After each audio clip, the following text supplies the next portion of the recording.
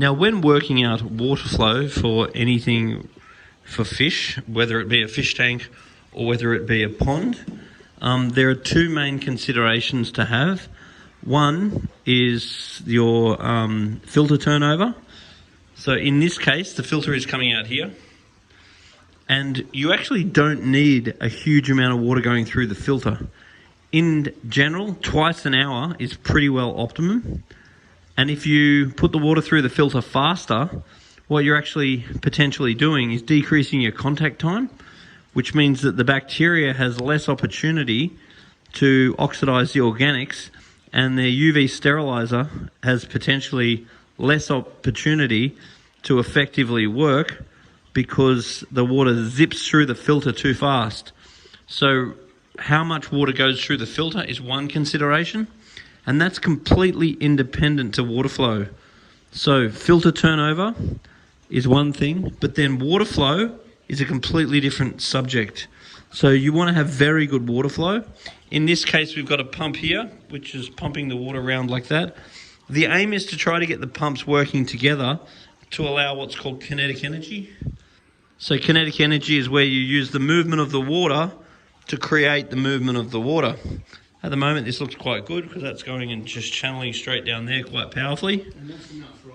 Okay. Yeah, so this pond has plenty of water flow, and it has, I'm assuming that the pump would be pretty effective as far as the filter is concerned. So running more water through the filter wouldn't necessarily make it more effective. What will make it more effective, though, is making sure we have very good surface agitation, which is being very well provided there. We've also got some sort of Venturi arrangement here, which is quite good.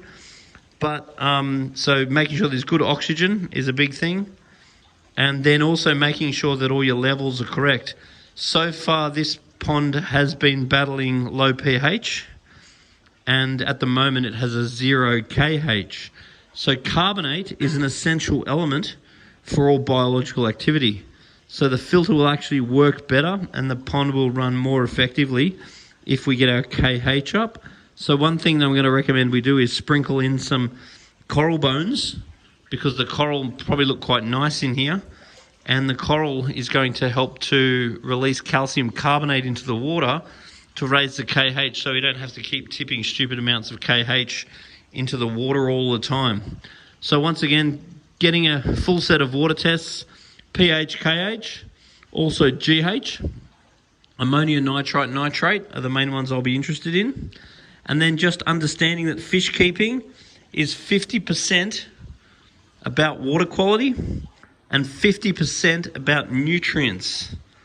So these fish here, as a generalization, are fairly overweight. Some of them are massively overweight. The rest of them aren't too bad.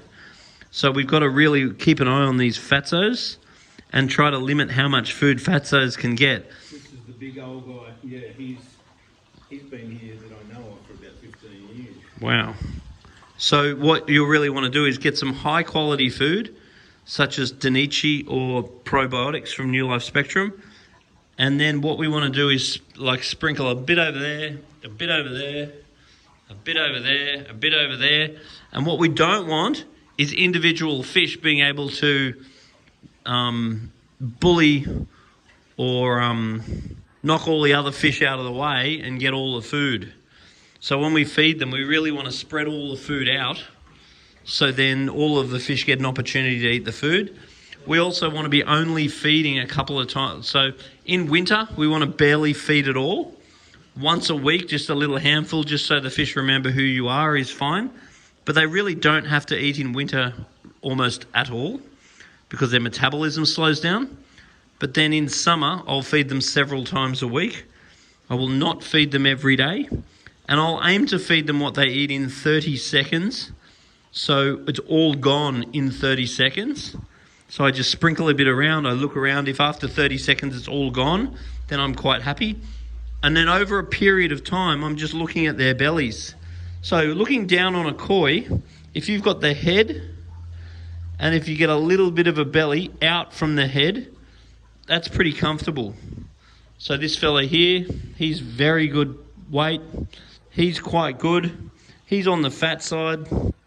These guys here are quite good. And then you've got a couple that are really fat, obviously. And the egg-bound females tend to be really fat as well. But you really want to gauge it off the average fish. And I hate processed food. I hate foods that are pressure cooked, processed, full of caking agents.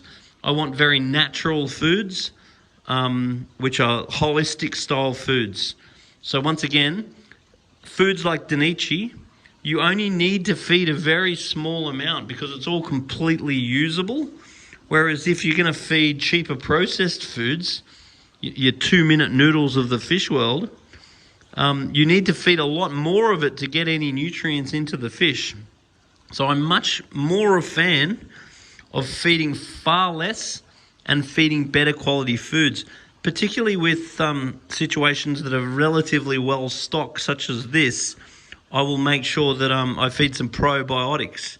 And the probiotics from Spectrum is very good because the probiotic bacteria in the food is actually very good for the fish's digestion, but also when the fish poo, the bacteria in the poo eats the poo. So it does help to keep it all nice and clean. So how often is the filter cleaned? Oh, probably only about once every 4 or 5 weeks. And what water do you use to clean it?